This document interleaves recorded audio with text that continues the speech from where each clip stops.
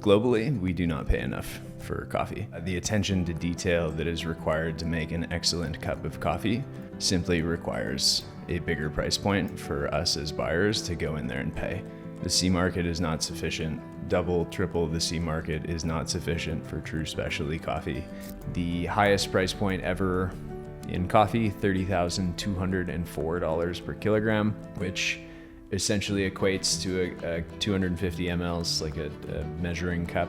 If you bought that coffee, your cost per cup would be about $600. And the real win is not seeing what's dangled up here at the top. The real win is pulling up everything else. You sell 20 kilos at 30,000 a kilo. That's not a reflection of your entire business. If you're not selling everything below that, that doesn't really matter, right? It's like you need to sell the whole pyramid of coffee quality, to create a truly sustainable business that is going to be there in the long term. Welcome to By the Drip, the channel about the people behind the coffee and the passion that fuels it. We're two brothers who spent our lives chasing something deeper than just great coffee. From walking farms in remote corners of the world to training and coaching the last two world barista champions. I'm David Crosby, founder of ROSSO Coffee Roasters, the roaster behind back-to-back world champion wins. And I'm with my brother, Cole Torode, founder of Forward Coffee, sourcing some of the most inspiring coffees from Panama and building lasting relationships at origin. This isn't just a channel about coffee, it's about community, an obsession, and the pursuit of excellence. One cup, one story, one coffee at a time. Okay, Cole, you're back. Big deal here in Calgary. Nice to see you, big guy. Don't touch the mic, okay? First rule in the studio, don't touch the mic. You're back. How was the last 6 months in Panama? Yeah, it's been great. It's been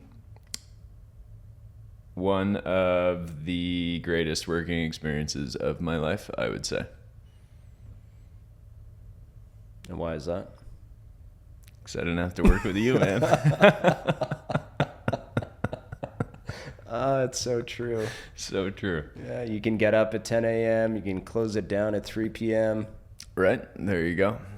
No, it was super fascinating. Just, I've been close to coffee in regards to production, but I've never been close to coffee in that sustained amount of time.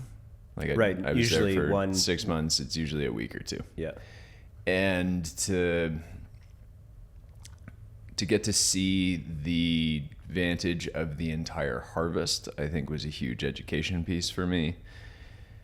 Understanding that when I'm there for a week or two in previous experience, and when I'm cupping at your farm and I, go for an hour or 2 hours and I get to taste 10 coffees, 20 coffees, whatever it might be, I really have a fraction of a perspective into your entire year.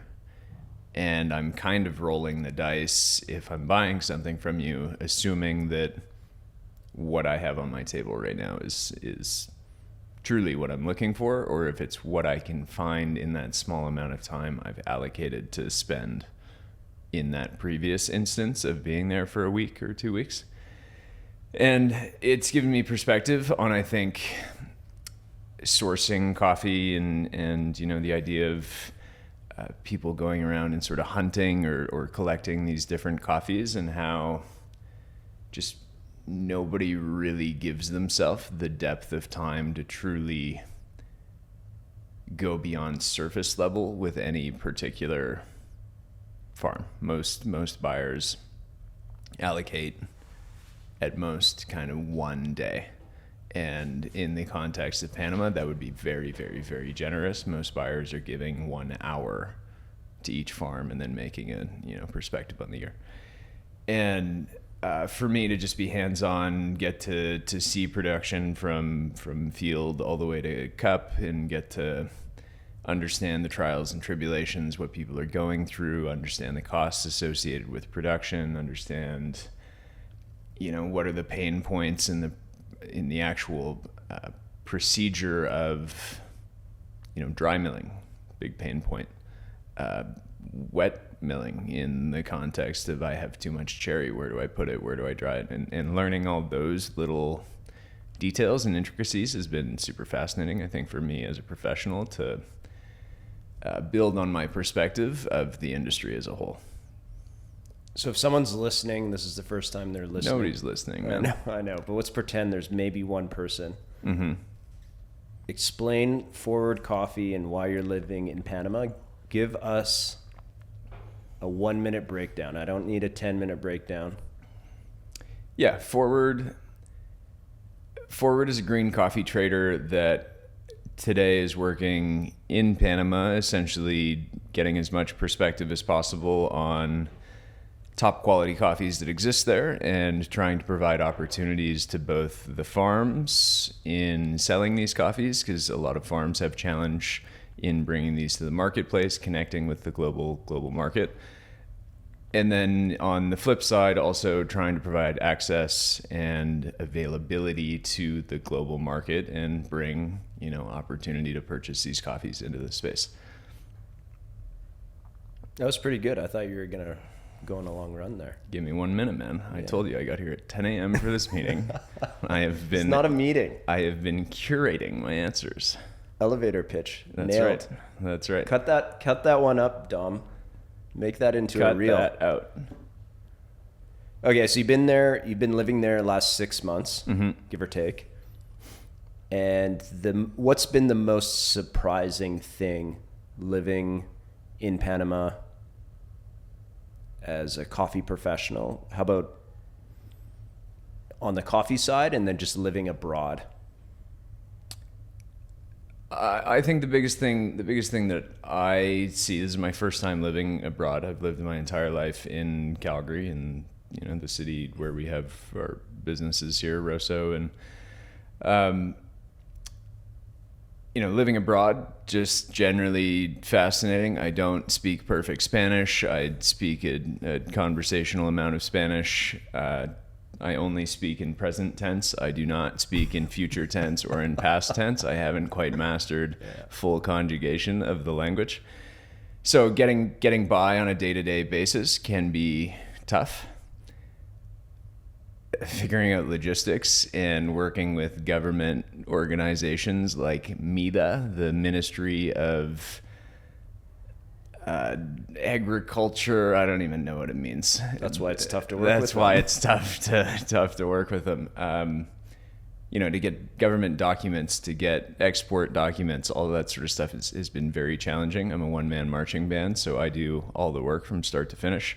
And I don't know if people truly know that or appreciate that. So getting something like a phytosanitary certificate from this government agency to ensure that your coffee gets by your local customs agents and gets to you in a timely fashion has been a huge uphill battle. So that's been a challenge with establishing a business in a different country that speaks a different language.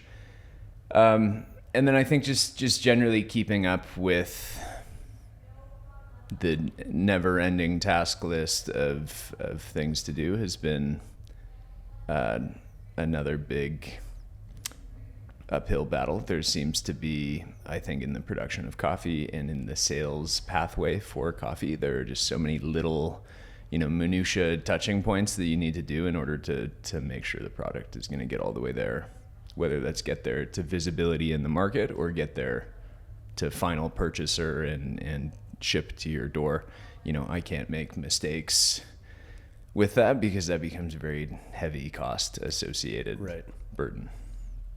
And how about on the production side? You kind of alluded to this earlier, but what there is like something you didn't realize, like how much hard work goes into certain aspect of processing or?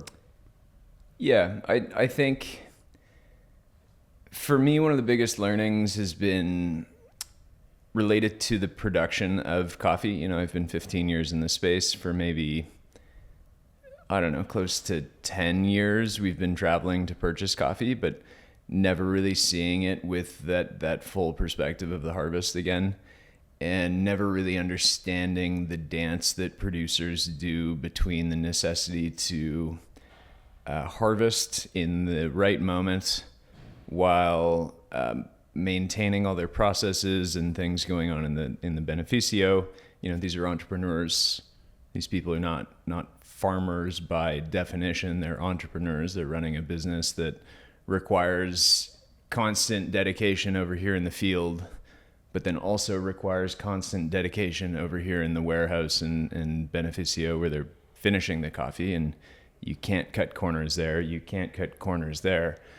And then at the same time, as a global industry, we all show up as buyers for our 1 week or 2 weeks that we're going to go. We show up in the peak of harvest, in the peak of processing, in the peak of absolutely all cylinders firing. And, one of the big things that I came to appreciate is globally, we do not pay enough for coffee. And the attention to detail that is required to make an excellent cup of coffee simply requires a bigger price point for us as buyers to go in there and pay. The C market is not sufficient. Double, triple the C market is not sufficient for true specialty coffee. And I think just we need to break out of traditional pricing models. I go on so many roasters websites today that say, we pay 50% more than the national price of coffee in this country. And it's like, is that doing anything better? Like, is 50% over $1, changing or impacting a big differential? Better than $1.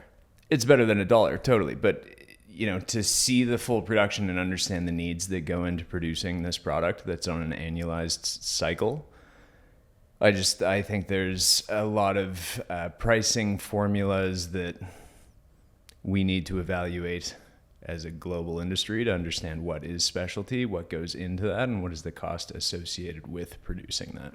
Okay, let's save the pricing stuff. Yeah. We're going to get into Best of Panama. Okay. You're going to get all worked up. And I'm already worked up, man. Did I mention I was here at 10 a.m. for I didn't this? come until 1:30, so it's just tough. Yeah, that's fine. I'm on Panamanian time. Oh. So I'm on time, sorry. Oh, yeah, that's right. Yeah. Right. Okay, so you got the pricing, you got your pricing rant out of the way that I'm going Yeah. to cut off right now, so that's good. Yeah. Structurally, what does your day look like? While I'm there on the ground. No, here at the office. Of course they're on the ground. Here at the office, I get in usually on time for meetings. That's not true.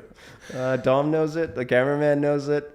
What does my day look like? General day in Panama. It kind of shifted through the course of the season. I was cupping a lot more toward the early part of the season. Generally speaking, so I arrived in February. I got there in the dry season. So in the dry season, as the title sounds, it's dry all day. At a certain point, that shifts and we go to the wet season. And what the wet season is, if you can guess, it's not wet all day. So most people would guess wet all day. It's very dry in the morning. By maybe noon to 2 p.m., it rains quite hard through the course of the early afternoon and then usually clears up.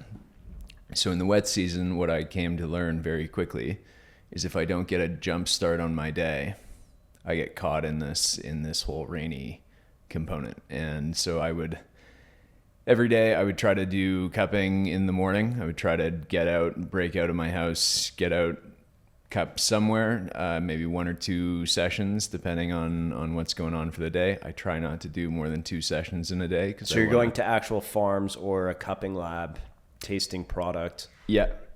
Or possibly I'm cupping at my house. But usually if I'm cupping at my house, that'll be late in the day. Okay. Most people want to cup in the morning if I'm going to their farm. I think people want to do the coffee practice earlier in the day. So I would start my day 5 to 6 days a week with cupping. And my goal, my intention of being there was to get as much visibility into the production as possible. I cupped just over 2,000 coffees on the year. So 5 or 6 days a week, I was in a cupping lab early morning, would kind of do lunch, and then would do admin. Ideally, I'm on my laptop doing admin for the span of the day that it's raining, and I can't really do much outside. Okay.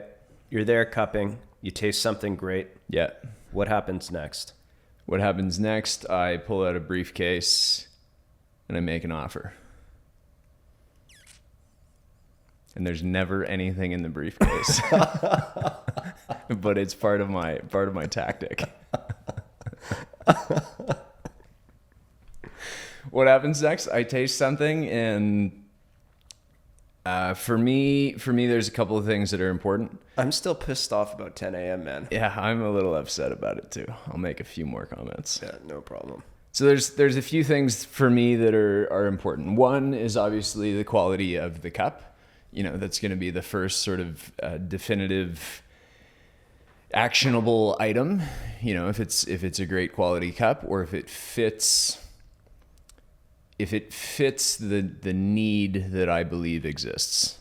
So let's say it's a very high scoring coffee and it's just a top echelon on the table. I'm going to inquire about it depending on the quantity. If I don't know the quantity in that moment, right off the table, the odds of me buying it are very low. Okay. And that would happen quite a bit? All the time. Yes. All the time. And the reason a producer might not know how much coffee is because it's still why? There's a bit of a disconnect between what's happening in the QC lab and then oftentimes what's happening in the warehouse. And if I can get a ballpark of how much coffee is there, that helps me out a lot.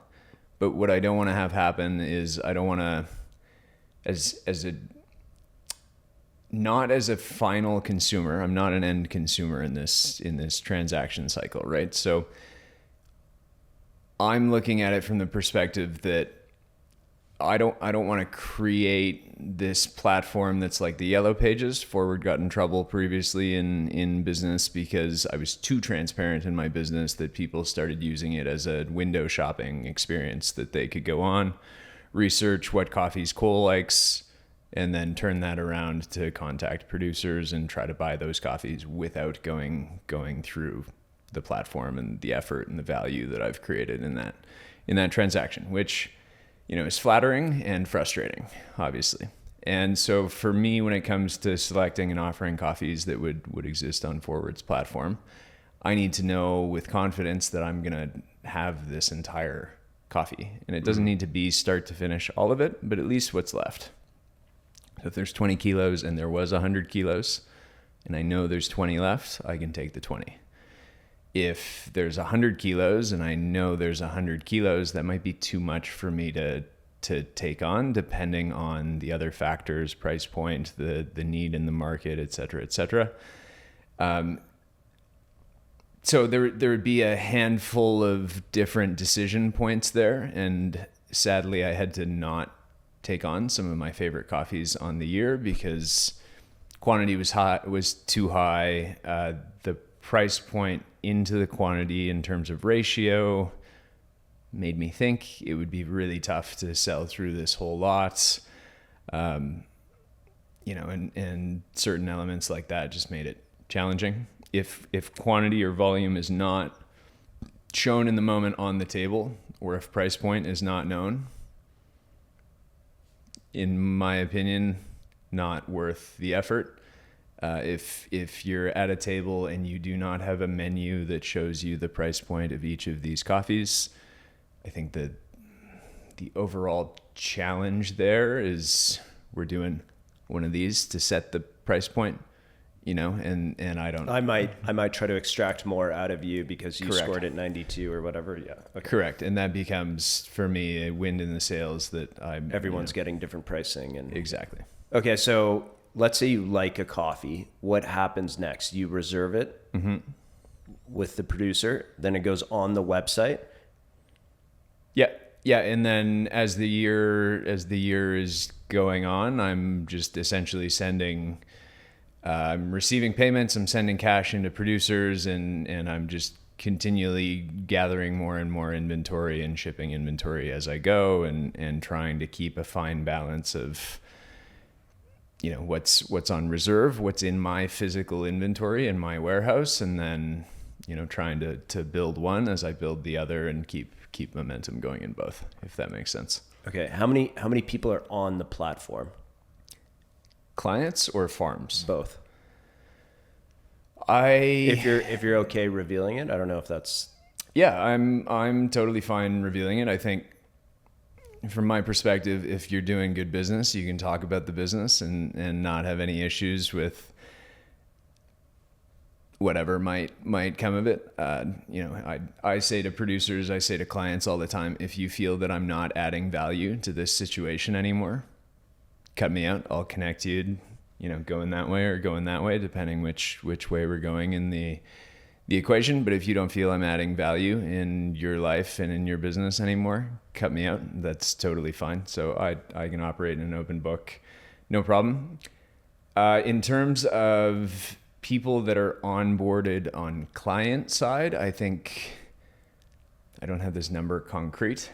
I got here at 10 a.m., but I didn't study the analytics so hard in that time I was waiting for this meeting. I would guess there's right around 1,000 people that have Signed up. onboarded onto Forward. Okay. That is not actively, being utilized. I had 2 different passwords to the website through the span of the season, and I want people to be connected with me. I want them to have to reach out to get the password, and we can converse, and I can ideally add value, help them get to where they want to be or what they're looking for. In terms of farms on the program, I think it's just shy of 20. That's the wrong way to say it. That's 20 brands. Some of them might own Multiple farms. So 20 farms is probably more than 20. 20 brands is right around that number. Someone's listening. How do you add value to the transaction? Because I think in our industry, everyone talks about direct trade or there's all these people, these middlemen in the transaction, and I want to feel like I'm getting the most amount of money to the producer, and if you're in the way, that's stopping it. Yeah. How do you add value? How do I add value? I add value to a farm, to a brand, to somebody that is selling coffee from Panama. I add value to them by bringing the market to them. I take their product, I taste their product, I evaluate it in a structured format. I use the same evaluation protocol for all coffees that I'm tasting.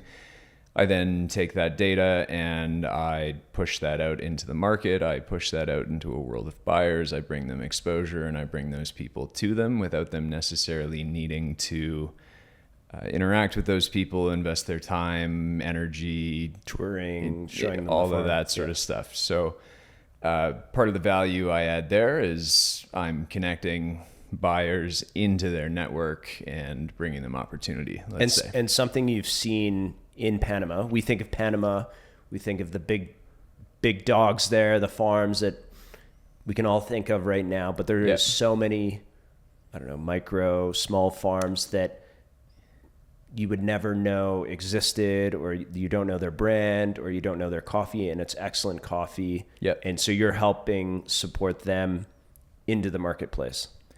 Yeah, there's sort of a multitude of different players in the space in Panama. We know of the top brands, of course, but there's a ton of smallholder, family-run businesses that they've owned the land forever, but never really explored coffee as an outlet or never seen the potential in coffee. And they're just sort of starting to come into the marketplace and starting to find their groove, if you will, and getting to sort of explore and see what exists beyond the big brands is and has been fantastic, and getting to see some of the new farms come to market, new opportunities, new experiences, new supply that comes into a market that has already a lot of demand and relatively low supply. And I'm a roaster. How do you add value to me? Yeah, sure. So Panama is one of the arguably easier, but also arguably more challenging countries to source from. Because of the whole supply and demand thing, there's very much a I don't want to say popularity contest that kind of happens or formulates, but it becomes challenging to get in there and get top quality coffees.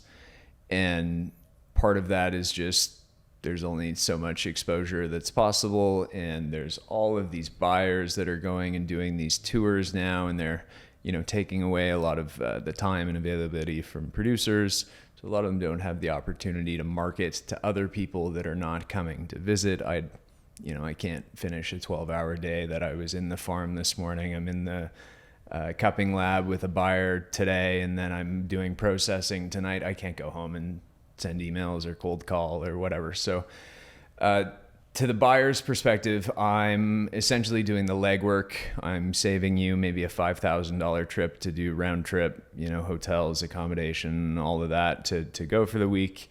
And I'm bringing you much more exposure than you would get in physically going there yourself.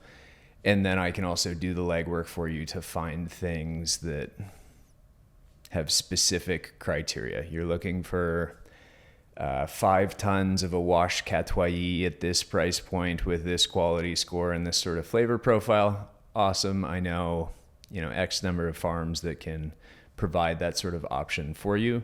You're looking for 3 kilos of the absolute best brewer's cup coffee that hits, you know, these flavor notes. I can find that for you. You want a container of blender coffee that is perfect for your day-to-day espresso option. Cool. I can help find that for you. And I can take all the time and energy that you would invest in seeking that out, and I can just kind of go through the Rolodex now and connect you to that in a ideally plug and play type of situation. And I guess what you're selling on the platform, what does the breakdown look like In terms of volume? As in what type of coffees? Because in Panama we usually think We think of Geisha. We think of Geisha. Yeah. We think of very expensive coffee. Mm-hmm. We think of, I'm going to have it on my pour over menu, or I'm selling, 50 or 100 gram bags of it. But I think you've discovered this year there's lots of that, but there also is lots of... There's a ton of different varietals there. There is a wave of people that are 100% focused on Geisha, which I think is fantastic.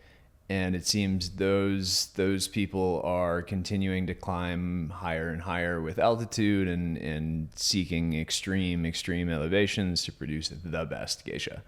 And what we're seeing, whether this is 100% proven or not, the higher altitude, generally speaking, leads to a better cup quality with Geisha.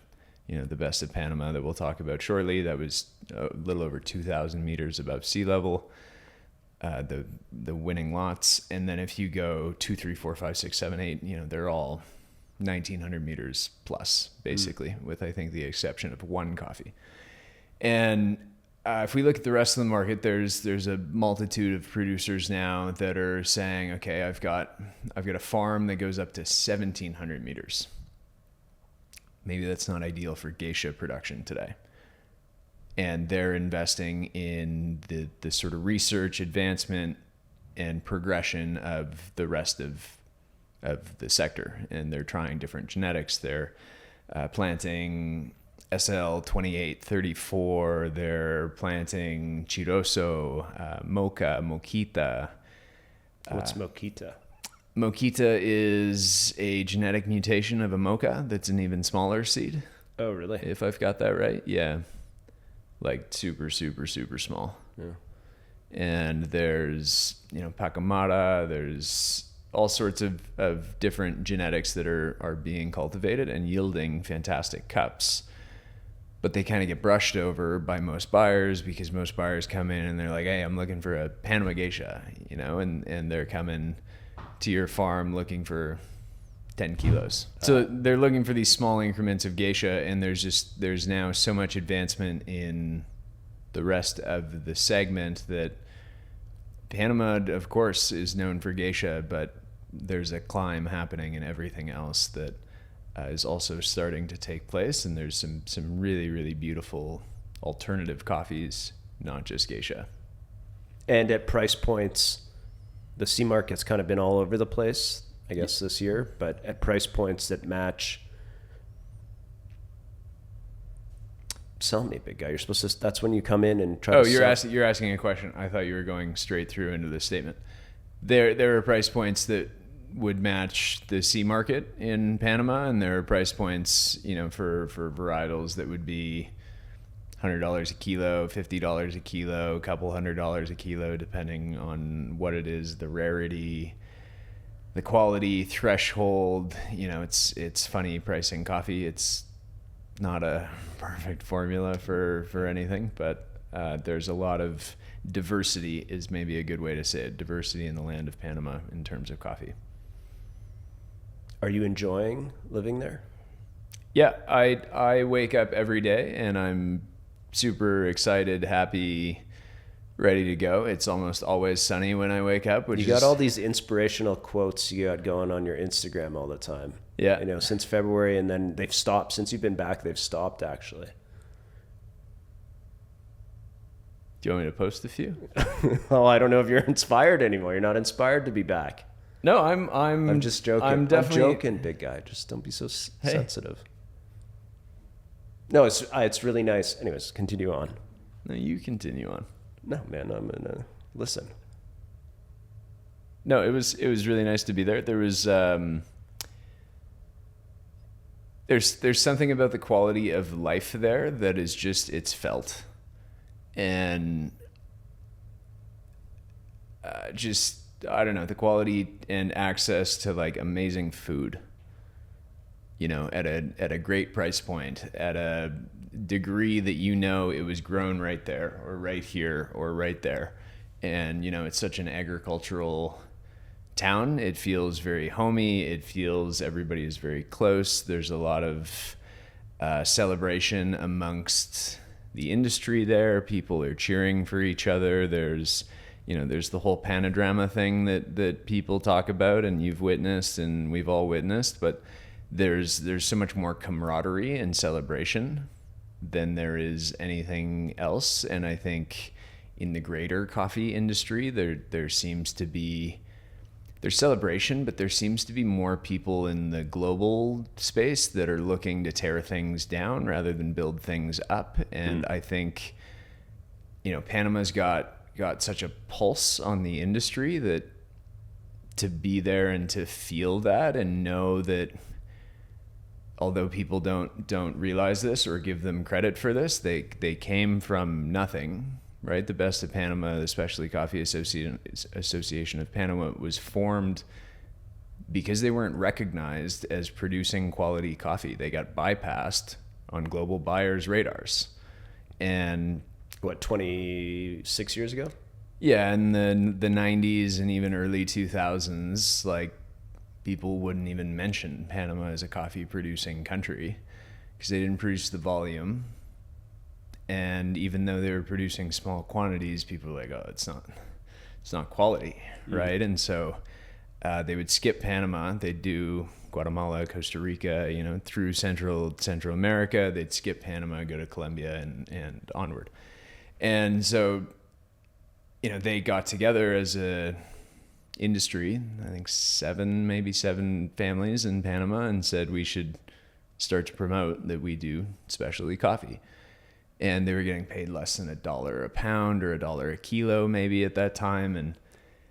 And Specialty Coffee Association of Panama came from these different groups in one small town saying, hey, you do a great job, and you do a great job, and you do a great job, and I do a great job.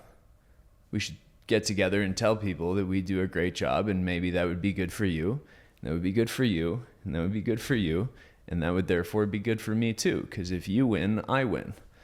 And we see that year after year now in the celebration of their coffees through the Best of Panama and the discoveries they've made, in the way the industry parades through there, during harvest season. And it's like, all of that came from where the rest of the industry is today, or a lot of the rest of the industry is today, where they're kind of, challenged to find global markets that are willing to pay any amount of money. And these guys have just figured it out by banding together and celebrating each other in a way that's loud enough that's attracted the audience of someone like me or buyers from around the world to show up there and go, wow, you told me they do a great job.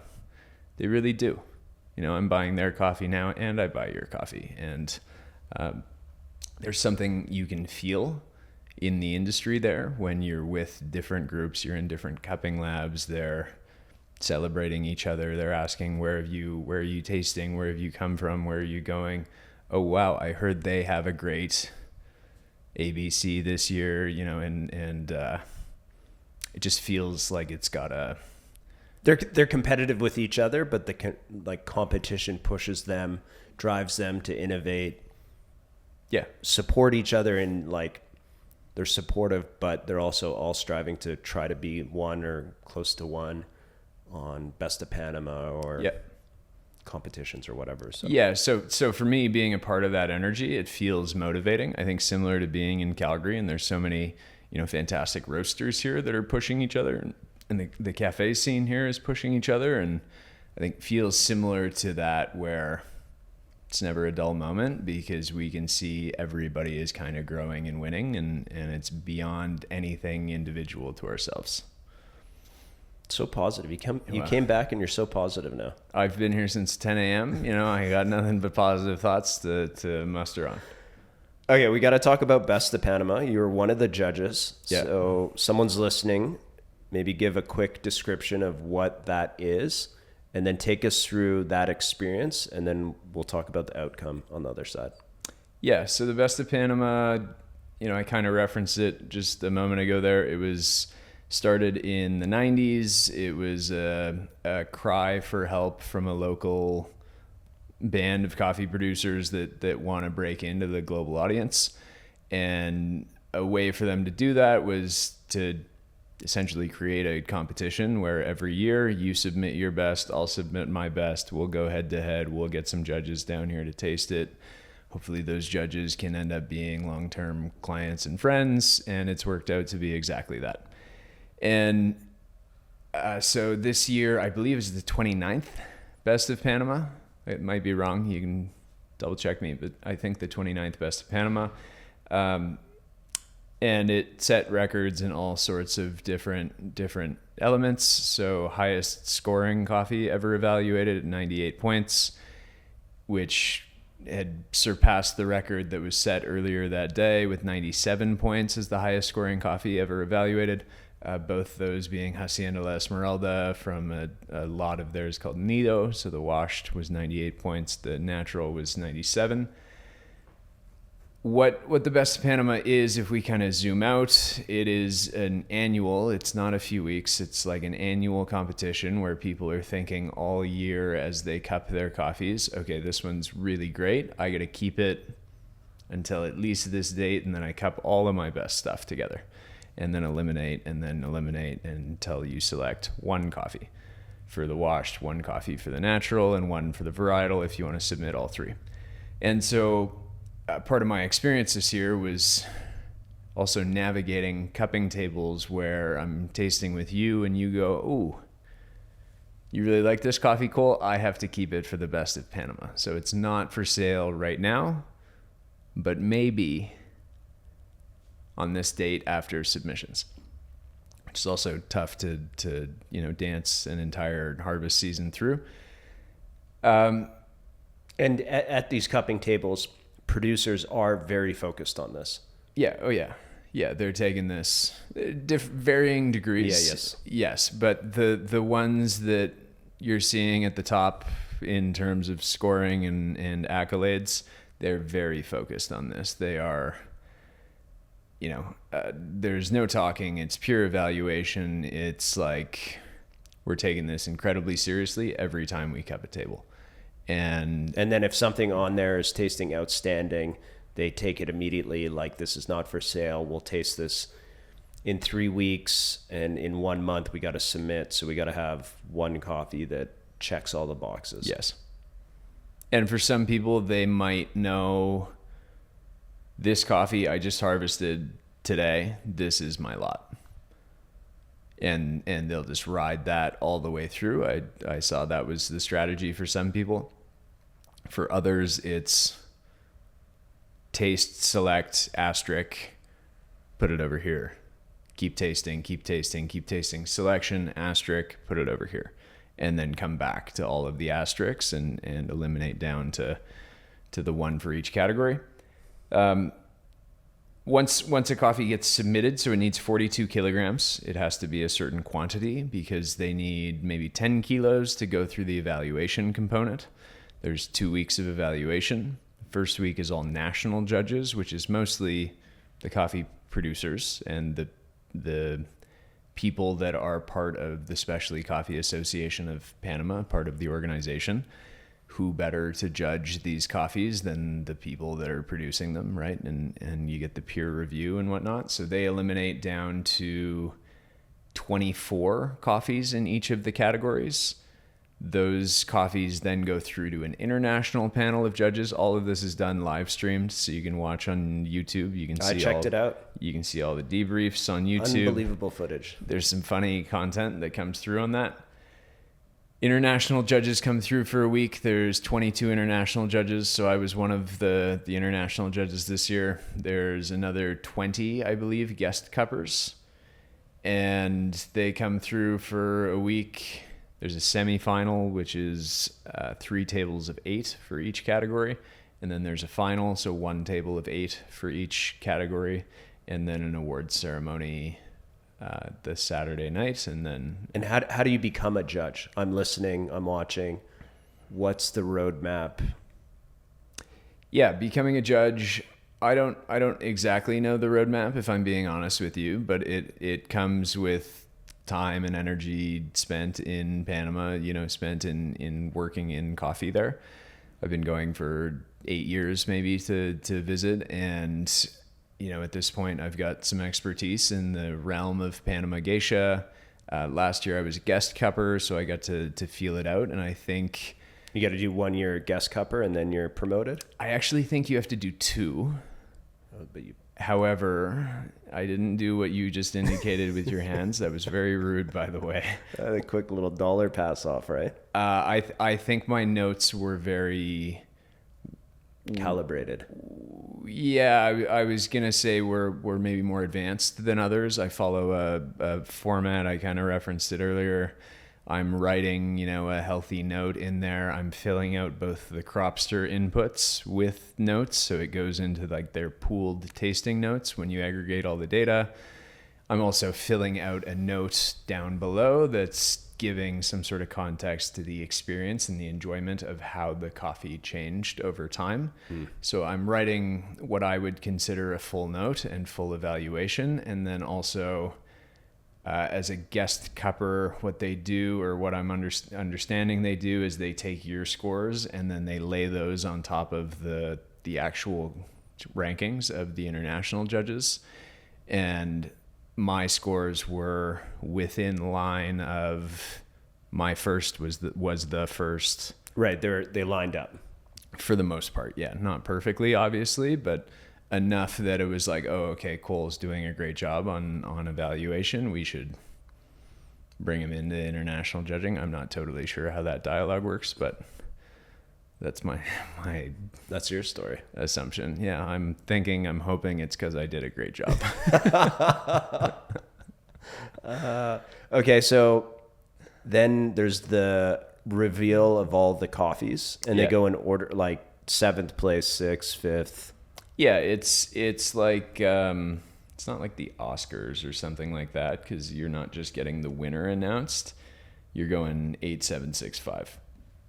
But it's this pretty epic, stage up front, aisle in the middle, everybody sitting in their rows, and in 8th place, drum roll, please. We have. Don't say my name. Don't say my name. Don't say my name. Yeah, don't exactly. It's like, I don't want it to be me. I don't want, yes!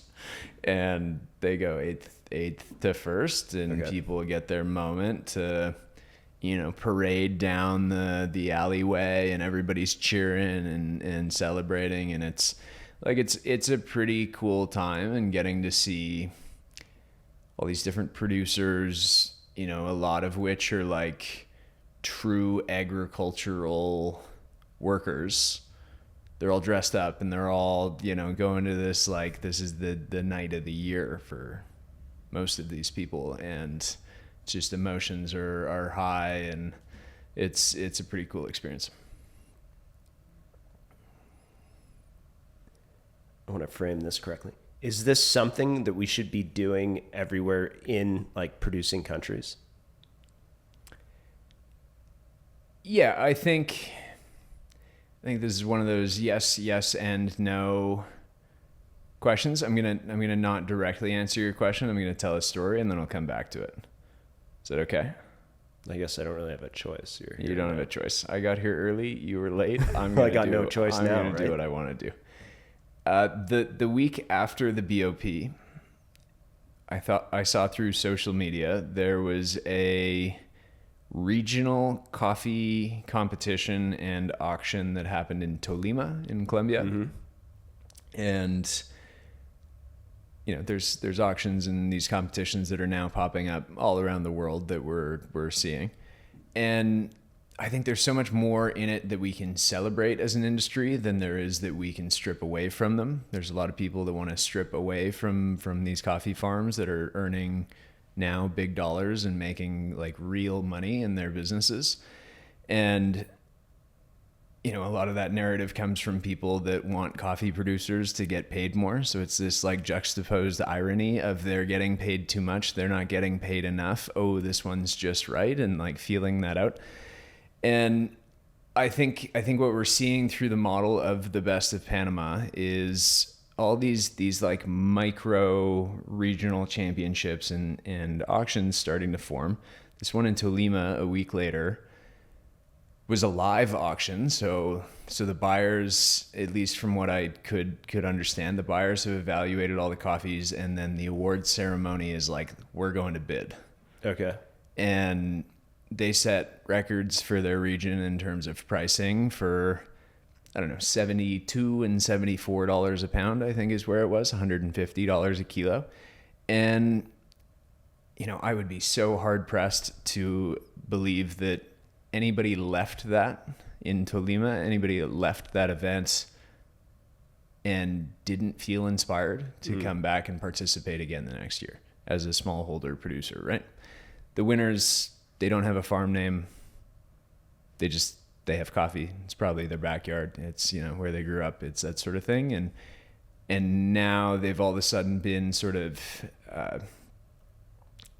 they've seen the opportunity that exists through the lens of specialty coffee and what sort of value generation somebody has gone and created through this system, through this cosm that is this competition. So there's a value generation in terms of true dollars that are going to go into the pocket of this farmer in Tolima. But then there's also the value generation in the thought of this farmer being motivated to go into the next crop, thinking like, fuck yeah, man, did you see what I just did? Right, or someone else who came 7th and got 3x what they normally get. Or... Yeah, they earn more than they normally get. They get their name recognized. They get connected to international buyers. They get to go back to their farm and tell their neighbor, hey, can you believe I just did that? Do you remember when my dad or my grandpa was working and, they were fighting to get X dollars per pound? Can you believe I just did that? How cool is that I just did that? And like, who knows, next year, maybe I do better. Can't wait to try again. Like that sort of motivation, I think sometimes is all somebody needs is the recognition and the validation that comes from somebody else over here to come in and say, hey, you're doing a great job. Here's some ways that I will reward you for that. And I think that's like a beautiful way for the coffee world to find growth in all directions, right? It's just... Yeah, it's not going to be an outlet for every coffee. It's going to be only certain coffees can go that way. Of course, but who knows? Maybe the farm that won this, or the 7th place that you mentioned, they got triple for that lot, but maybe they also found a buyer for the rest. Yeah. And the real win is not seeing what's dangled up here at the top. The real win is pulling up everything else. If you sell 20 kilos at 30,000 a kilo, that's not a reflection of your entire business. If you're not selling everything below that, that doesn't really matter, right? It's like you need to sell the whole pyramid of coffee quality, to create a truly sustainable business that is going to be there in the long term. Okay, we're getting off track, but I think that's a good point. Okay, so the auction happens. Yep. Walk us through what's going on in the auction. I saw you put a bid in. I got messages immediately. I canceled that credit card. We've been without credit cards for a month now. It's actually been really good for the business. Yeah. See the value I'm creating. Yeah, so much that we can't spend any money. Yeah. No, what happens during the auction? Explain that as quickly as you can. Yeah. And then I think we need to go into, there's lots of good. What's the bad? There was a lot of backlash online. What's the bad? And how? I don't think we're going to solve it here. We might just solve it. We could. I think we might. No. What is the future? Like, where do we find the balance? Yeah. And I don't know if we find the balance right away, but anyways, start. There was a lot there. Start with the auction. Yeah, so the auction for the best of Panama is 50 coffees. There's 20 Geisha Wash, 20 Geisha Natural, 10 varietals. Auction goes live if you have a registered bidding account. People come out of the woodworks, they ask for an account, and they need to get approved. You need to have a proof that you're a legitimate business in the world of coffee, or a legitimate buyer, because it's happened before that somebody buys the coffee and they don't ever pay, and obviously that's a big conundrum for everybody involved. Right. The auction goes live. People from around the world start, putting dollars next to the lots, and then I believe for BOP it's a 2-minute timer. So once every lot has a bid, a 2-minute timer starts, and then that 2-minute timer will reset every time there's a new bid. On any coffee? Any coffee. So any of the 50 coffees gets one bid, timer resets, keeps going. I think the BOP auction lasted something like 12 hours, 10, 11 hours, whatever it might have been. And then everything gets posted. These are all the people who bought all the different lots, and then it becomes this sort of feeding frenzy that I see that you bought a coffee. Hey, Dave, can I take 2 kilos, 5 kilos, 10, whatever? Can I get some of your coffee? Can you put my name on the thing? And that kind of happens through the span of it. And so the auction this year was the most successful coffee auction that has ever occurred, which makes sense seeing the record prices that all came out. There's the highest price point ever in coffee, $30,204 per kilogram, which essentially equates to a cup being probably the size of the cup you're drinking out there, Dave, 250 mLs, like a measuring cup. If you bought that coffee, your cost per cup would be about $600. US. If you were to sell that to me, I'm charging you. I would assume you would mark it up. You wouldn't use a traditional 3, 4, 5 times multiplier. For you, I would 5 times. Maybe. What that would be charged to the end consumer, obviously up to the buyer, but the cost is right around $600 US per cup. There's none left. Did you just finish that? There's none left, man. So that was the record price, $600,000 for 20 kilos of coffee. And to go back 1 year, 50 coffees sold last year. Total was 1.5 million for all those coffees. Yeah, I think right around that, 1.4, 1.5. This year there was double. So it was 2.5 million. I think 2.8. 2.8 million. Yeah. With one coffee going for 30,000 a kilo. So what's that? 600K. That's 600. There was another coffee for 23,000. a kilo. It's another 460K. So between those two, you're north of $1 million. The third went for 8,000 a kilo, $160,000. So between the first place in the three categories, which each of them was Hacienda La Esmeralda, they sold 60 kilograms, which is one sack. Right. In the coffee world, we use the metric of one bag, one sack. It's 60 kilos. They sold that for about $1.3 million. Wow. Who do you think, what are these buyers doing with this coffee? Great question. Man, they've been all great questions. Somehow they always are with you, Dave. Know, that's how we get all these views. What are the buyers doing with these coffees? The buyer of the Geisha Washed is a company out of Dubai. Julith Coffee, from my understanding and from some dialogue with Serkan, the owner of Julith, they just want to be able to offer that coffee in their business. My understanding is he wants as many people as possible to try the coffee, which gives me the indication that he's not looking to sell it, but rather he's looking to market it in a way that it's like, come into my business, try my business, come in here. And in doing that, you can taste this coffee. You think we can get an invite, or? I think we got to fly to Dubai, but I think we can try. We can make that work. Yeah. That's my understanding. It doesn't sound like he wants to charge people for it. He wants to use it as share this with as many people as possible so they can see what the very best today looks like in coffee and inspire a future of further motivation and push toward quality, which I think that's fascinating.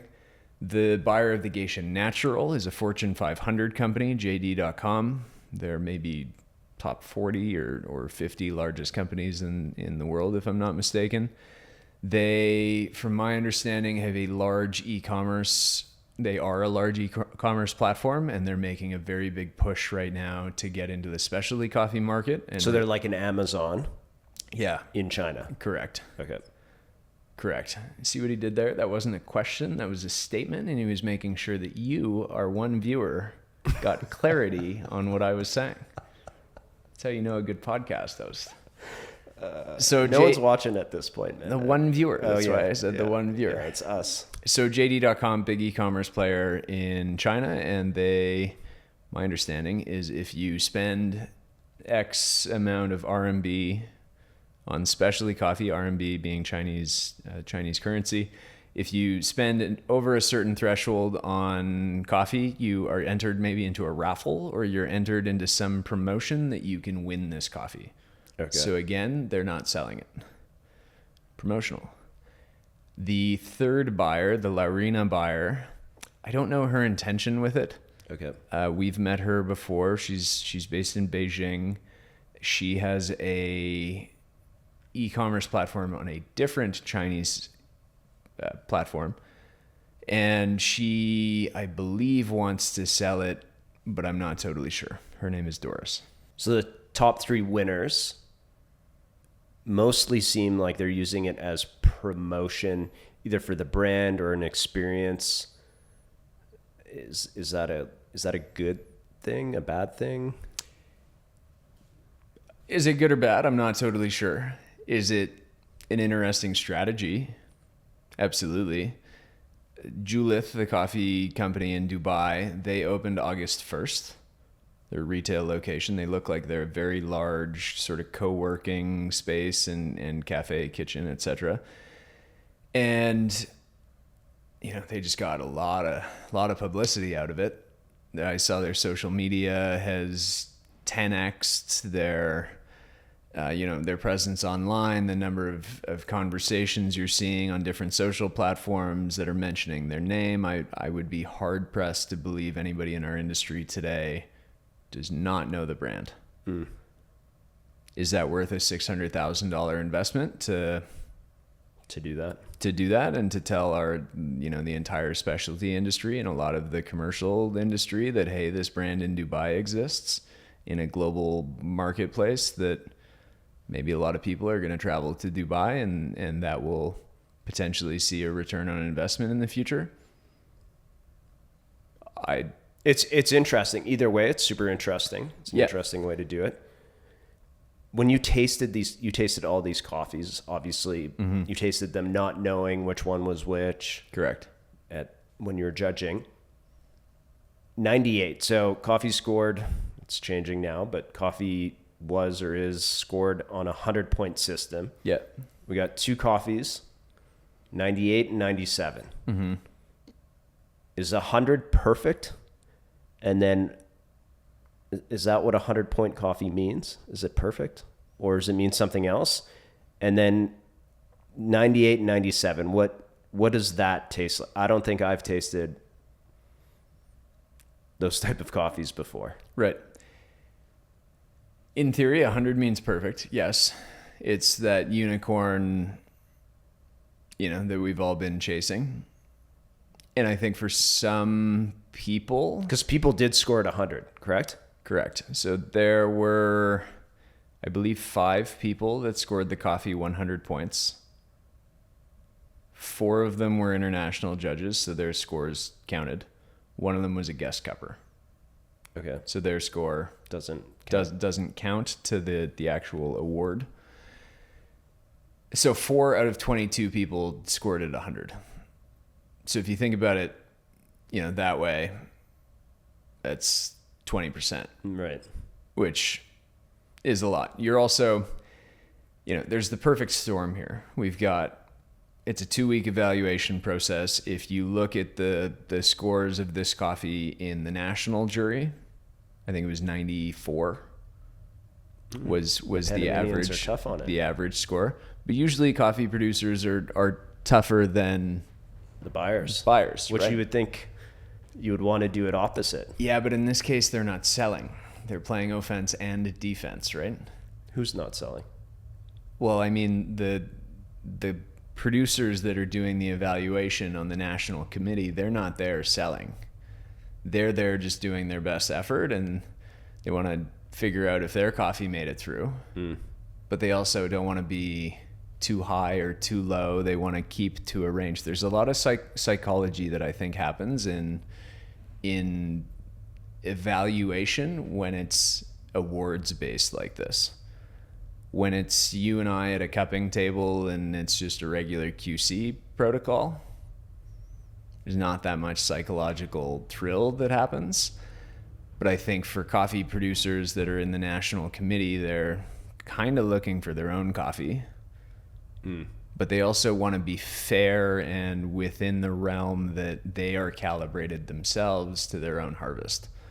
Right? And if the highest score you've given on the year is a 94, and you come across this thing, it's not like you're going to throw 100 points at it and just have this huge gap all of a sudden. So 94, I think, was the highest ever on the national committee. Like some of them, I think the highest score I heard was a 96 given by a national judge.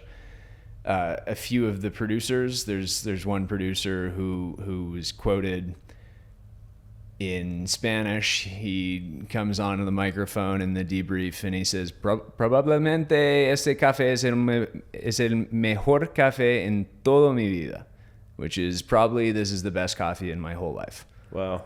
And he grew up in Boquete, or grew up in the region. He's been in a coffee producing family. He's a 4th generation coffee producer, and he is known as producing some of the best coffees in the world. Wow. And meanwhile, he's on the mic saying, and by the way, it's not mine. Right. And recognizing somebody in the room or somebody in the country has produced this unbelievable coffee. Then you go to the semifinal, which is the first round of the international judges. And you've got 3 tables of 8. And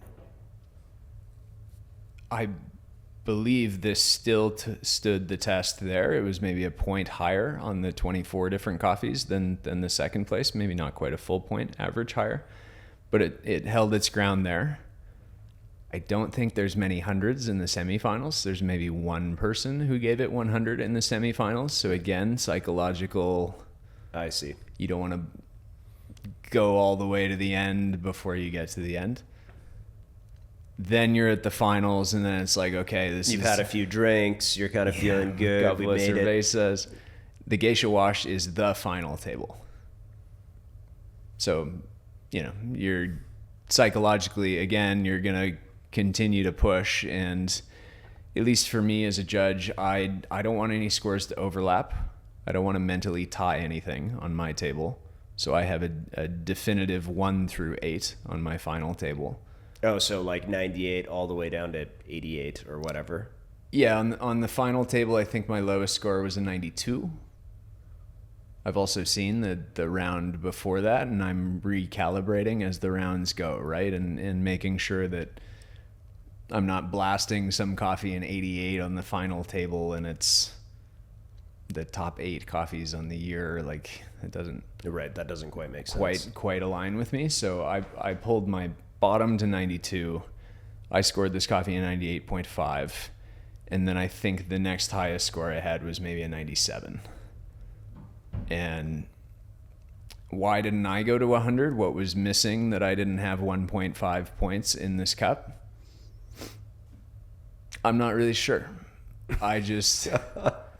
honestly, like I don't know what was missing in the cup that I didn't give it 100 points. It's the best coffee I've ever had in my life. Can you explain what that coffee tastes like? Yeah, it tastes like you know the scene in The Sound of Music where she's like prancing in the hillside and there's all the flowers and it's like that mountain scene. This and is it's some marketing. You're trying to market to me, man. I ain't buying. Okay, it's The Sound of Music. In The Sound of Music. It's 1939 that movie came out? Yeah, the year doesn't matter. That part doesn't matter. More the frolicking through the meadow of flowers. Okay. It was like this hyper layered complex floral experience that was clear when the coffee was dry and ground. It was clear all the way until after an hour mark in the evaluation. It was just like flowers and flowers and flowers, and not just jasmine. Like, Panama Geisha is so well regarded for jasmine, but this like bouquet of flowers in your face. There's another white flower called gardenia that's essentially the perfume of jasmine, but with this like buttered layer to it. Okay. Like French pastry type buttery sensation that is just, it was something else. And is that by far the best coffee you've ever had? I mean, yeah.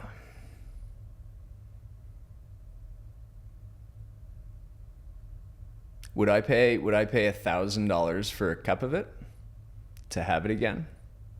Yes. Well, there you go. Would I prefer to walk into that cafe and they just offer me one? No, I'm kidding. Would I pay for that experience again? Yes. But can it live up to that experience? $1,000 for a cup of coffee. I don't know. That's like, I'm pretty skeptical. That's such a price tag to put on something that the experience has to be just so far and above. Mm-hmm. There's like, I don't know what the price is, where it's like, okay, that matches the value that I expected. Yeah. But 1,000 is like, that's like going to a restaurant and it's like a $3,000 like meal just for me. And I don't know what they could do. Mm-hmm. I mean, yeah, am I leaping out of my chair to go spend the $1,000 to get that cup again? No, it would have to be in the right experience. It would have to be in the right setting. It would have to be with the right people. have to be all of the package, like fit together. But was that coffee so discernibly better than anything else that I've ever had on like a pure regiment evaluation basis? Yes. Yes. Do I think it's worth $1,000 a cup? I don't know. Would I pay that in the right setting for that experience again? I think it has to be an experience. It can't just be the coffee and you get a pour over and it's like, okay, here you go, man. Like, correct. It's got to be a full, I don't know what the experience is. You're back in the meadows and you're running through and it's the sound of music and there's flowers just shooting out everywhere and you get your cup of coffee and some of the flour makes it into the coffee and you're like, oh my God, there's $1,000. And then I'm crying. It was a very impressive coffee. Do I think anything will sell in the near future for $30,000 a kilo? No. It was crazy. There, I saw you put out a price prediction. I saw other people put out. Yeah. And just those numbers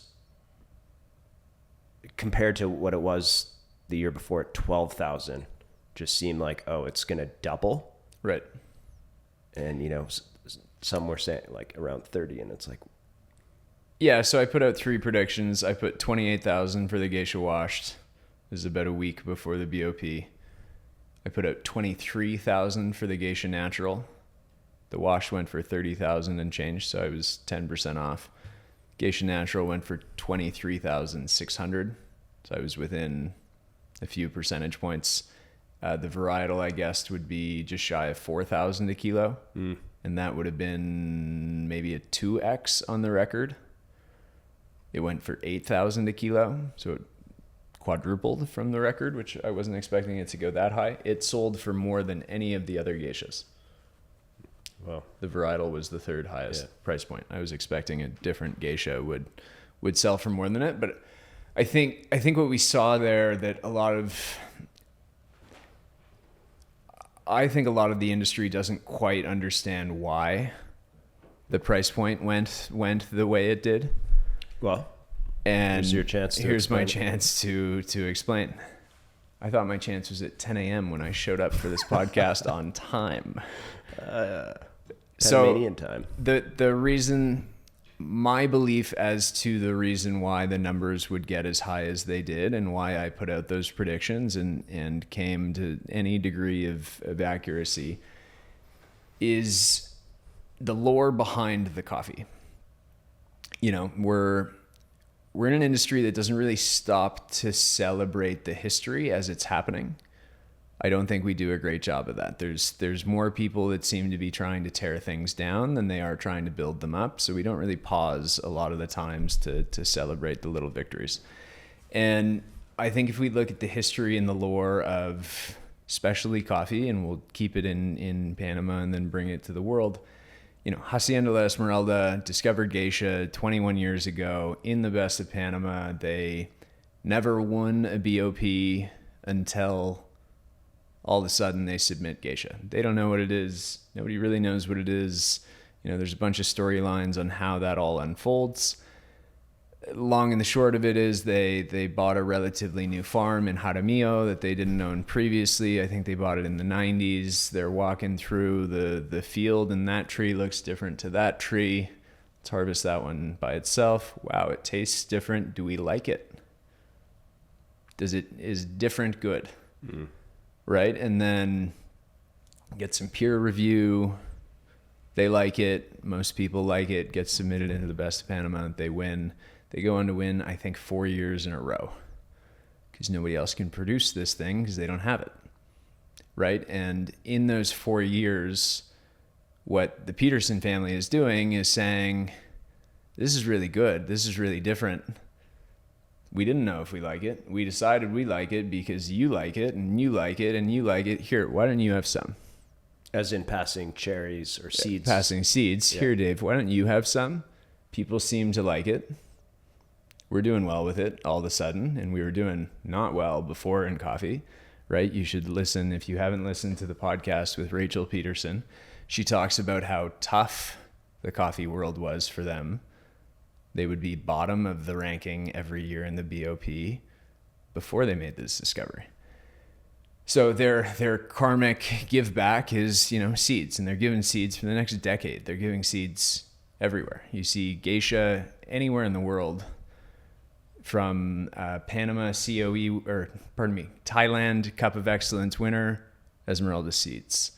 There's, Philippines, Esmeralda seeds. You got Taiwan as Esmeralda seeds. You've got Guatemala, El Injerto. You've got all these different places that are famous now for coffee. A lot of their geishas come from Esmeralda, or they come from somebody who got their seeds originally from Esmeralda. And so, not only did they get rewarded for their discovery, but they passed that reward on to a lot of the world. And that led to success in other countries and success in breakouts in other sectors. And what we just saw this year, after a many year drought of them not winning the Best of Panama, it's been just about 10 years, in a 21-year span since their discovery, where they won 4 years in a row or whatever, I think 4 years in a row, and then have a 10-year drought to go first and win all three categories is I think now part of the lore of coffee. It's like they're a storied brand. They're one of the most established brands that truly puts time and energy into building their identity, not just the quality off the farm, but their identity beyond that. And, they win all three. Nobody's ever done that before. We're all celebrating that. It's record for evaluation, record for point score. It's all done blind. And that's the perfect storm for the pricing, right? People, leading up to the auction, there were people speculating that one person would buy all three coffees. And if one person was no longer able to get if one person was not able to get all three, that they would take the budget for all three and sink them into one. Yeah. And of course it's going to be the Geisha washed because it's the 98. And so to me, that's a big part of why the prices went to the moon, is because of all the lore and history behind what is Geisha, where does it come from? It comes from this, the story of it being in the world comes from this farm, from this brand, from Hacienda La Esmeralda. They didn't create it. They didn't, do the genetics to begin with. That's a whole different story, but they brought presence to it in the world. And that's why the prices went so high. So next year, let's say they win the Geisha wash again, and let's say it's a 98-point coffee again, but they don't have the other categories.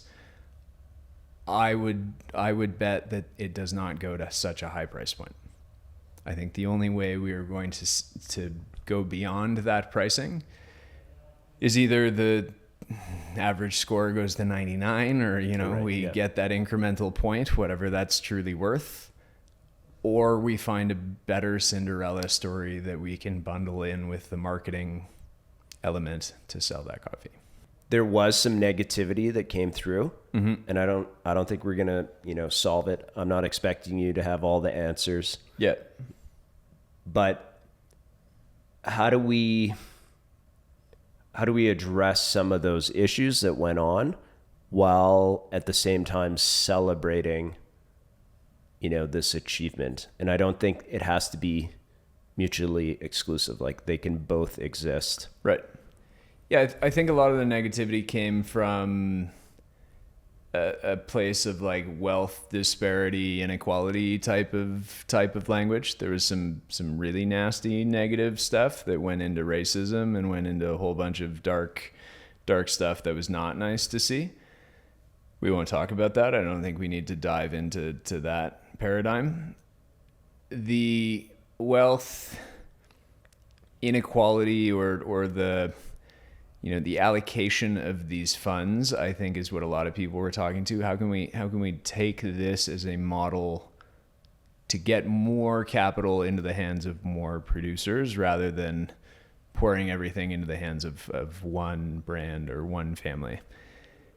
And I think a lot of that comes through education. I think a lot of that comes through the conversations that are now being had following this. I think a lot of that comes through understanding how much does that cup cost, right? The liquid in that cup. If I'm buying a coffee, roasting it, producing it here in my facility, and then selling it to you, what is my cost associated? And I think what we learned from this moment, this historical moment in our industry, is there's a big gap in the education in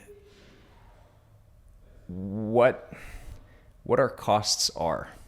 When I buy a kilo of green, how much coffee do I get out of that? What does that mean?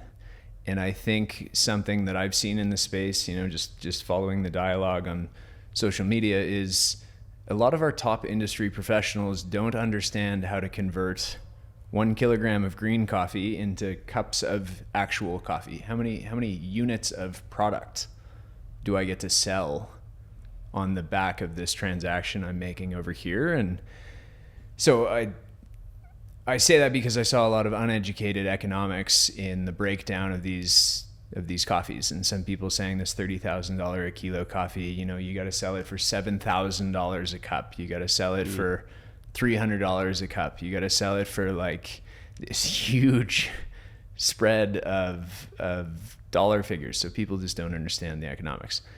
I think one thing is we need to figure out the formula to make that make sense in an easy fashion for everybody in the industry. I believe 1 kilo of green coffee yields 50 cups, 50 cups of 250 mLs. Finished brewed. Finished brewed, that's how many I can serve to the client. That allocates enough for mass loss, for quality control for us here at the roastery. Maybe I can sneak a brew or two and still have, give or take, 50. If I end up with 48, if I have 53, if I have, plus or minus a little bit, I've got a ballpark at least, and I'm in a range. That helps me understand that when I spend $100 a kilo, I have to budget $2, divide by 50. So therefore, $2 per cup, plus whatever my operating expenditures are. I need to add that on top. So now it becomes pretty easy for me to calculate the cost of a cup of coffee is. And I think once we understand that, we also get the reality of, at a C market price of $6 today, divide that by 50, that cup is 12 cents.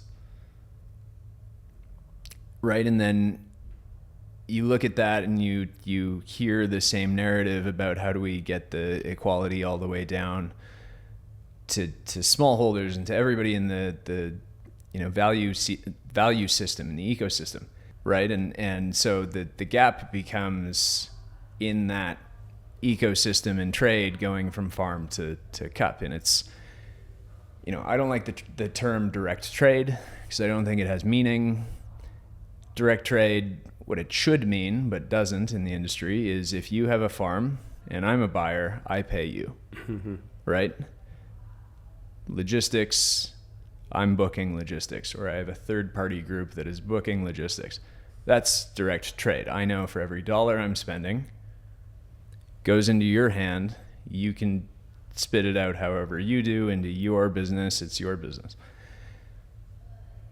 But most of our industry doesn't work that way. They say they do direct trade and then they work through 5 or 6 other hands. And so when we think 1 cent of this cup is getting to the farm, it's not even, right? And even in the context of the Petersons and their $30,000 a kilo, I think 35% of the best of Panama gets captured by the Specialty Coffee Association of Panama.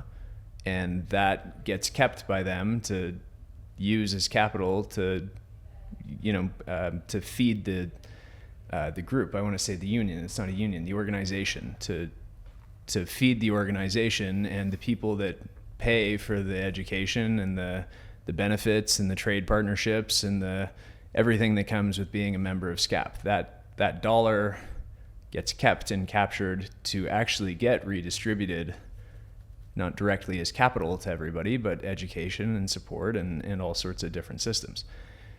And I think I'm getting a little. Yeah, I think it's a tough question to answer, and people are a little afraid to like give answers or have takes unless it's on one side, because defending a purchase of that much is like, it's hard. It's hard to say that's good for the industry, because so many people don't get paid and never will get paid on like a lifetime worth of coffee production. We'll never reach that amount. So it becomes tough to kind of navigate through that. I think it should be, obviously not every coffee producers are not going to make those type of prices. It's obvious. Mm-hmm. And but you don't need to. Right? The goal, to run a successful coffee business, you don't need even $100 a kilo. But if you can move from 6 and you're at the market, and you can move to 10, or you can move to 20. I think the way you said is bringing up the base and the bottom, which is very difficult because there's lots of market forces. We're a small roastery, our dollar per pound or unit doesn't move markets. There's only 5 companies in the world that can really lift that whole. But if we're doing the best we can and everyone else is, and we don't need to tear down just because someone achieved a very high score or someone achieved a large amount of money, doesn't make our contribution not worth it. Yeah, I think if you're a roaster and you're listening to this, you can evaluate, using a cup. And I think of coffee in this metric. This is not a 250 ml cup, so it's the wrong visual example to hold up. That's more true. But if this is being sold, let's say for $10 in your cafe, for an easy number to just divide and chop into, and you're profiting 8, you are not providing equality to the greater ecosystem of coffee if that is one of your beliefs, and if that is something you think is very, very important in the value and purpose of your brand. If you want to provide equality to smallholder producers, you should look at it as a way that if this costs me $10, $5 is going back to the farm. Maybe $4 because you got some op costs in here that you're not, passing back to the farm. But you should figure out what is your percentage threshold on a per cup basis, not on a per kilo basis when you're buying your green, because that doesn't mean anything to anybody. On a per cup basis, what is the ratio that I need to make sure that if I'm spending, that I'm giving back? If it's $10 and you figure 40% is your threshold for equality to have the best economics to benefit beyond yourself and your business, I think you got to establish that. It's an interesting way to do it at the cup level versus at the roasted level, because obviously the margin baked there is so much higher than in roasted. You could do it with a bag too. Yeah. If a bag's $10 and you're capturing 8 of them. I think it can be difficult because so many cafes and roasteries right now are struggling to make money. Mm-hmm. And so there's that dynamic layering in over everything. And, it comes back to, I think you said this near the beginning, it's like the price of coffee, like drinking coffee also needs to rise, because then unfortunately or fortunately for the consumer, it's like that goes up and then there's more for the whole ecosystem behind it, instead of we're fighting over selling $2 cups of coffee and, 40% goes to the roastery, 30% goes to the cafe, and maybe a bit goes to the producer at the very end. So, and in the $2 cup situation, the majority of the specialty market today is fighting for the bottom segment, right? And we're fighting against the commercial, and it's like the majority of the specialty market is truly just a sliver above the commercial, but we don't have any of the economies of scale that the commercial guys do. Yeah.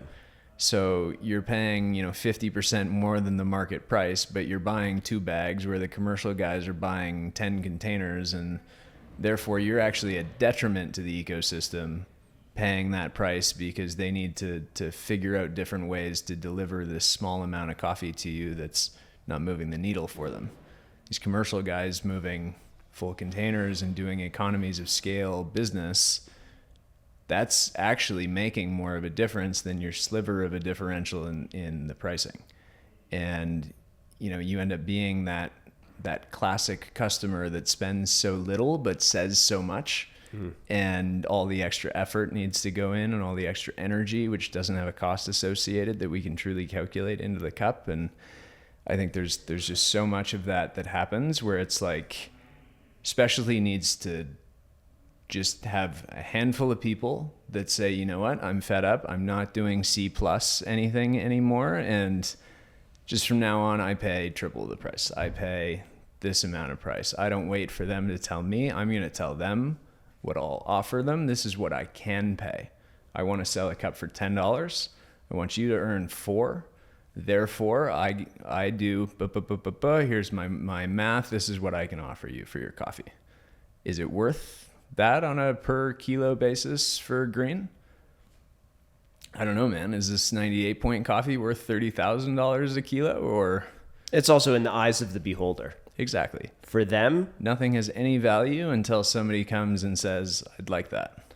Yeah. And I think it could sold for $2,000 or 200,000, and it's up to the person willing to buy it. And people spend money on all sorts of things that have different meanings to different people. Yeah. Paintings, wine, whiskey, all those things, watches. And, it doesn't make it okay or better. It's the value, what it derives from them. And this is something that they can consume, and then there'll be nothing left, which makes it pretty wild versus, like, I don't know, I'm not a watch guy, but there's people that spend that on a watch and don't blink an eye. So right. They hold it forever. It doesn't expire. Just tells the time, man. I'm not sure I want to pay for that reminder. Okay, we're running long here. I don't think we solved much on the back end. Yeah. I think we're running out of steam. We got people trying to barge in here, so I think one last thing on the historical context. So when I believe prices need to go up in specialty coffee, and I believe too many specialty companies are saying they're making the difference, but they're not. And so I'm happy to take a stance and say we need to pay more as an industry for truly specialty coffee. Not, regional, this and that, but like truly specialty, traceable coffees. And if we look at the dialogue we're seeing now with these super high prices, tens of thousands of dollars, they're quite similar to dialogues that happened in 2004 when Geisha was first discovered, and it was $21 a pound at the time, $45 a kilo, $46 a kilo, whatever that math is. And people then were saying, no, this is crazy. This is going to pop. This is a bubble. This isn't sustainable. Who's going to drink this coffee? Who's going to drink this coffee? How is it? Coffee's supposed to be for everyone. Exactly. It's like we're getting into this altruistic market that doesn't really exist, that we're building for nobody, blah, blah, blah. And if we reflect on the 20 years that we've come since then, $46 a kilo being this apocalyptic, we can't go any higher, it doesn't make sense. That's $1 a cup on the same cost conversion. Mm. How crazy to think $45 a kilo for a lot of farms today is below their average price, or is their average price, or is what they're selling a lot of their coffees for, if not their average price. And these dialogues help push the average price. And the more that we see that the average price or the top price is over there, the more there is comfort in maybe I can charge an extra $1 a kilo, which to the buyer isn't that much. Mm. But to the seller, from the right perspective, it's astronomically different to what they did last year, or what their father did, or what their grandfather did, right? And that makes such a world of difference. And, do I think 30,000 is going to become a baseline or tier of coffee 20 years from now? I don't know. But maybe we go into this like ultra luxury market where that is a reality.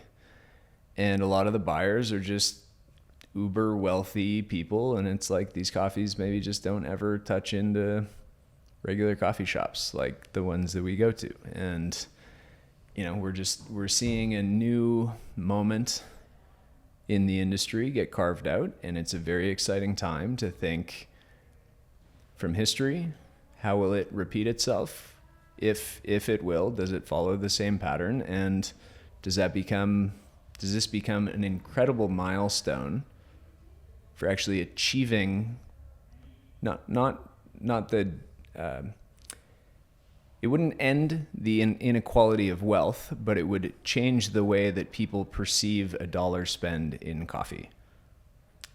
Right. If that makes sense. So it may change how people pay for like actual coffee, not roasters, but like a consumer. I think through the dialogues, there's going to be enough education that people understand what a cup costs them or what a bag costs them rather than what their input costs them. Mm-hmm. That through that education, that especially roasters will become more comfortable just straight up spending more money if they know, and this is a big underline and asterisk, if they know where that dollar is going. Most roasters don't know where their money is going today. It's nice to have you back in town, big guy. Thanks, I appreciate that. Welcome, I guess not welcome home, welcome back. Welcome back. Yeah, thank you. When will you go back to Panama? When will I go back to Panama? I am going to spend the next 2 months on the road. I'm back in Calgary for 1 more week. Surprise. Okay. Going to spend 2 months on the road in pursuit of the World Barista Championship. Okay. And that is essentially as far as my calendar is booked at the moment. I will finish that, I think, toward the end of October. It's sort of the second half of October. And then from there, I got to figure out when to go back to Panama. I was there middle of February starting this year. And I think I'd like to get there earlier this year. I've got some side quests and side projects that I'd like to run. And I think to further drive value to both buyer and seller that I'm working with. And so maybe get there in January, maybe sometime in December. I'm not 100% sure. I'd like to spend more time and a little bit more exploration to better serve those I am now working for. Nice. How does someone contact you? They want to start looking, they want to buy some green coffee for you. Can they reach out and say, hey, I'm looking for this type of coffee, and will you go and find it for them? Yeah, there's a couple of different ways we can work. To answer your question just directly, www.forward.coffee. That's FORWARD, like the direction. That's the direction I'd like to move coffee. Nice Forward. Brand name. So you can go onto the website. It's a password protected website. So you'll get a prompt there that it will tell you how to get the password. Once you're in, connect with me. You'll connect with me before you get in. We can have a dialogue about what you're looking for. There's an a la carte menu off the website. Everything ships from Panama. If you want to consolidate different farms, you want these 3 farms all in the same shipment, no problem. Everything ships out of the same warehouse. So easy logistics. I'll book all that for you. And then if there's something specifically you're looking for from this farm or from this type of coffee, this quality threshold, this price point, whatever that might be, just let me know. And I don't necessarily have it on the menu at the moment, but I can seek it out for you. Panama is not just the land of gems and top coffees. There's a whole range of coffees there that people don't appreciate or fully understand. So I would be more than happy to seek out whatever it is you're looking for, Dave. Nice. Okay, big guy. Thanks for doing this. Okay, thanks.